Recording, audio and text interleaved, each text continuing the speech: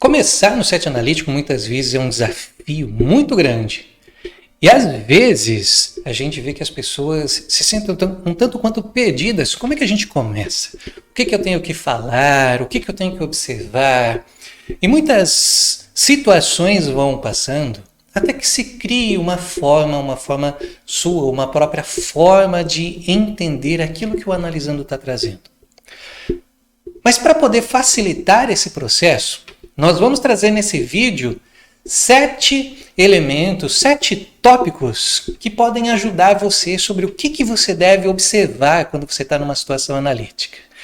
Vamos falar sobre isso então? Eu sou o Marcos Simões, psicanalista, e hoje estamos aqui para falar sobre o que eu devo observar dentro do set. Roda a vinheta!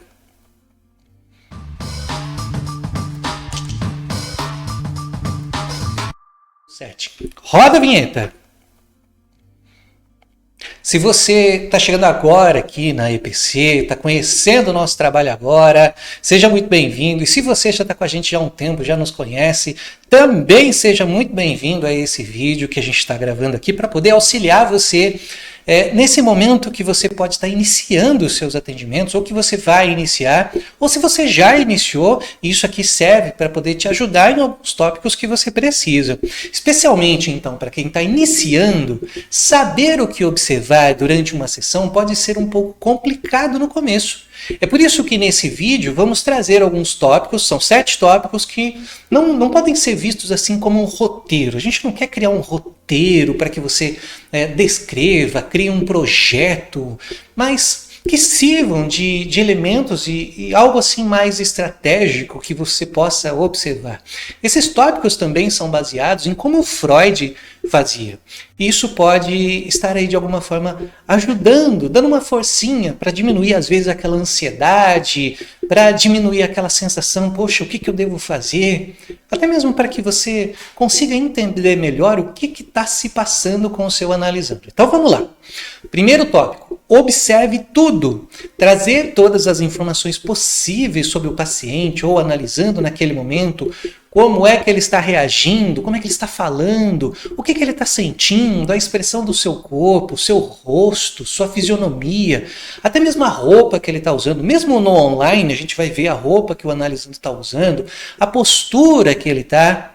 E mesmo sendo o olhar do analista, é a nossa percepção que está ali, é a nossa forma de ver, é importante relatar tudo o que for possível observar. Sempre se lembre, tudo é passível de análise. Então, tudo que a gente vê ali pode fazer parte de um processo e é muito importante. Às vezes um acting out, às vezes uma reação que não está de acordo com o que o analisando está falando. Tudo isso pode ser algo assim que nos traga uma percepção do que precisa ser analisado. Segundo tópico é: as perguntas devem ser coerentes com o momento. Não adianta fazer pergunta como se já tivesse um roteiro, como se você criasse as perguntas de forma antecipada, fora do set, antes do atendimento. O que você precisa observar é o que está acontecendo naquele momento e trazer perguntas daquele momento, daquela situação que o próprio analisando está relatando. Todas as perguntas do analista devem ser encaixadas na conversa. O que isso quer dizer? Que as perguntas e as falas devem ser estruturadas de forma que haja uma coerência. Não deve haver pergunta aleatória, mas perguntas conectadas para se entender uma postura, até mesmo cronológica do analisando, ou uma percepção da história. Cada pergunta que a gente faz é importantíssima. Por isso que um analista, ele não fala o que o analisando deve fazer. Ele não orienta o analisando, não aconselha, não diz que deve seguir esse ou aquele caminho. Um analista, na verdade, provoca para que o próprio analisando possa encontrar as suas respostas na sua própria história. O terceiro tópico que a gente traz aqui é o que mais chamou a atenção na história.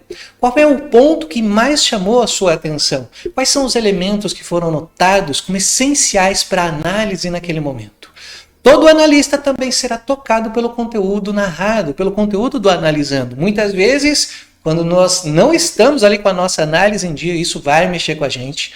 Mas, normalmente, quando a gente está ali no momento em que a gente suporta aquela situação, aquele conteúdo, ele entra e nós conseguimos entender melhor o que está se passando. Mesmo assim, ele vai precisar elencar todos os pontos de atenção. Então, sempre anote o que te chamou a atenção na narrativa do Analisando. Mesmo que seja uma questão sua, pode ser uma questão muito importante a ser trazida. Mas jamais se esqueça do seguinte: quando damos atenção para algo, talvez não estamos dando atenção para outras coisas que são relacionadas com as nossas questões. Então, por que você anotou determinado conteúdo e outro não? O que mais te chamou a atenção? Além de fazer uma análise só do Analisando, também faça uma análise sobre você. Quarto tópico: o que foi identificado daquilo que foi narrado. Nada condizente com o diagnóstico, ficar diagnosticando, rotulando, analisando. Mas é importante frisar se estamos encontrando um caso de neurose obsessiva, um caso de neurose histérica, um caso de narcisismo, um caso psicótico, enfim, seja lá o que for. Isso vai dando uma percepção do que poderemos encontrar e como poderemos criar o nosso manejo, mas sem se fixarem nesse diagnóstico.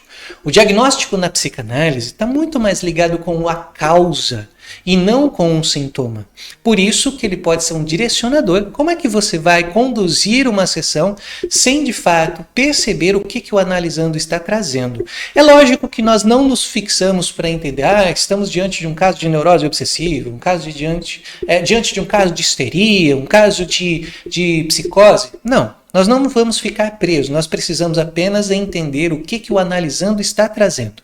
Jamais fixe a sua mente a um rótulo, a um diagnóstico, mas fixe a sua atenção para aquilo que o Analisando está falando. Quinto ponto: quem é que está envolvido nessa história? Também tome nota de todas as pessoas que aparecem na história do Analisando. Vamos sempre trabalhar com a figura criada na mente do Analisando. Se na realidade a pessoa é daquela forma, daquele jeito ou não, isso para nós não importa. Nós vamos trabalhar com aquilo que o Analisando está vendo, que ele está sentindo em relação àquela pessoa. Um exemplo disso, um adolescente que está na clínica e diz assim: minha mãe ou meu pai, eles são pessoas autoritárias, eles me obrigam a estar aqui. O que nós estamos entendendo? Que existe a mãe e o pai que está lá na casa, tá na recepção ou qualquer lugar assim, mas tem aquela figura materna ou figura paterna que está na cabeça do Analisando e é com essa que ele entra em conflito. Então é muito importante a gente separar essas figuras. Vamos trabalhar com aquilo que o Analisando está trazendo e não de fato com quem é aquela pessoa que está lá fora. Claro que isso pode coincidir. Exemplo disso, uma pessoa violenta lá fora também vai ser vista como violenta dentro do setting, mas tudo vai depender do simbólico, daquilo que representa para o próprio Analisando. Vamos para o nosso sexto tópico. Onde se passa a história? Quais os lugares citados, quais os detalhes, quais as características? Quanto mais detalhes tivermos, melhor para compreender aquilo que o Analisando está trazendo. Cada pessoa tem a sua realidade subjetiva e também a sua realidade psíquica, ou seja, suas fantasias. Logo, é importante entender como ela está vendo esse lugar. Pode ser que esse lugar cause alguma reação que vale muito a pena ser analisado. Além disso, existirá muito de simbólico no lugar elucidado pelo Analisando. Às vezes, aquele lugar é uma representação do próprio Analisando, de como ele está se sentindo. Às vezes, aquele lugar remete a memórias, a lembranças e percepções do passado que são importantíssimas a gente entender também. Sétimo e último ponto desse vídeo, a cronologia. É claro que não dá para saber exatamente quando cada fato ocorreu, mas sempre que possível, vamos buscar a ordem cronológica da história, para que a gente consiga reconstruir essa história a partir de tudo aquilo que está sendo contado. Então, quando a gente fala de reconstruir a história, é claro que nós não vamos construir perfeitamente aquilo que aconteceu. Freud até faz, na obra Construções em Análise, uma comparação com um arqueólogo que vai escavando e ele encontra um pedaço, uma peça, mas provavelmente ele não vai encontrar a peça toda em perfeitas condições. porém já tem aí um rastro de toda a história contada, especialmente quando a gente fala da cronologia. Então, não se preocupe se você não tem a história toda, mas quanto mais elemento, quanto mais você souber do tempo transcorrido que está sendo contado, melhor fica para poder nos situarmos daquilo que o próprio analisando está contando. Tá? E é claro que sempre vamos observar o que tem além das palavras. O que mais nos vai trazer percepções para nos auxiliar a entender o caso é aquilo que chamamos de significante, ou seja, aquilo que quer dizer ou que representa para o analisando. Esse conteúdo está repleto de informações do inconsciente. Atente-se sempre para o simbólico. Assim como ouvi da minha própria analista uma vez, o inconsciente envia sinais. Vamos ficando por aqui. Se você gostou, curta, comente, compartilhe. Deixa a gente saber o que você achou desse vídeo, quais comentários você quer trazer, se você já atende, quais situações você já passou. Será que esse roteiro ajuda você? O que será que nós podemos tirar de proveito de tudo isso? É claro que nós não vamos seguir isso aqui à risca, todos esses pontos, mas é apenas para poder auxiliar você no seu percurso psicanalítico. Eu vou ficando por aqui e vamos em frente. Até mais.